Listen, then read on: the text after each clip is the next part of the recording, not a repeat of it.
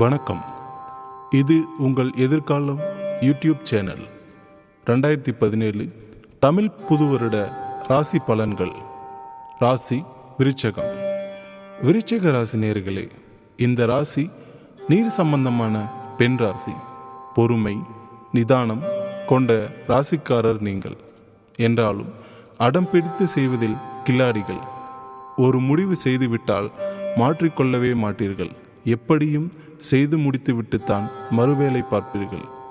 அகன்ற மார்பும் தடித்த முழங்கால், தொடை, கணுக்கால் கொண்டவர்கள். சோம்பல் என்பதை உங்களிடம் பார்க்க முடியாது. எப்போதும் சுறுசுறுப்பாக எதையாவது ஒன்றை செய்து கொண்டிருப்பீர்கள். எதிலும் ஊக்கத்தோடு செயல்படும் உங்களுக்கு இந்த புது வருடம் எப்படி இருக்கும் என்று பார்க்கலாம். வருடம் ஆரம்பம் சற்று மந்தமாகவே ஆரம்பிக்கிறது. மன உளைச்சல், தொழில் மந்தம், குழப்பமான மனநிலை, இப்படி சாதகமற்ற பலன்கள் ஆரம்பத்தில் இருக்கத்தான் செய்யும். 7.5 சனி நடக்கும் இந்த நேரத்தில் மன வலிமையோடு செயல்படுகிறீர்களே, அதுவே உயர்த்திவிடும். மற்றபடி வரும் ஆவணி மாதம் 17ஆம் தேதி 2/9/2017 முதல் வரப்போகும் குரு பெயர்ச்சியானது உங்களுக்கு சாதகமான நிலையில் இல்லை. தேவையில்லாத பிரச்சனை, குழப்பமான சூழ்நிலை மீண்டும் தலை தூக்கும்.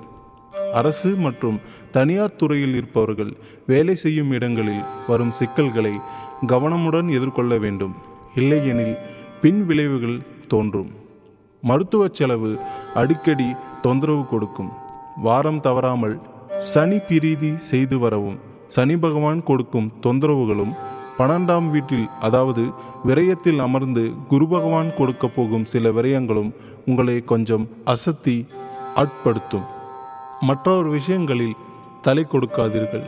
தான் உண்டு, தான் வேலையுண்டு என்று இருந்து விடுங்கள்.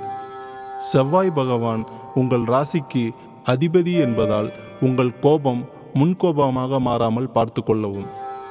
பெண்களுக்கு அழகான தோற்றமும் அமைதியான பார்வையும் கொண்டவர் நீங்கள். சில நேரம் வெடுக்கென்று பேசும் பேச்சுதான் உங்கள் பலவீனம்.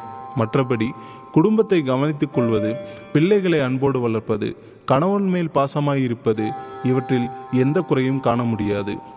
வருஷ தொடக்கம் எந்த பாதிப்பும் இல்லாமல் நன்றாகத்தான் ஆரம்பித்து நடக்கும். அதன் பின் வரும் சில செயல்கள் உங்களை தொந்தரவுகளை காண வைக்கும்.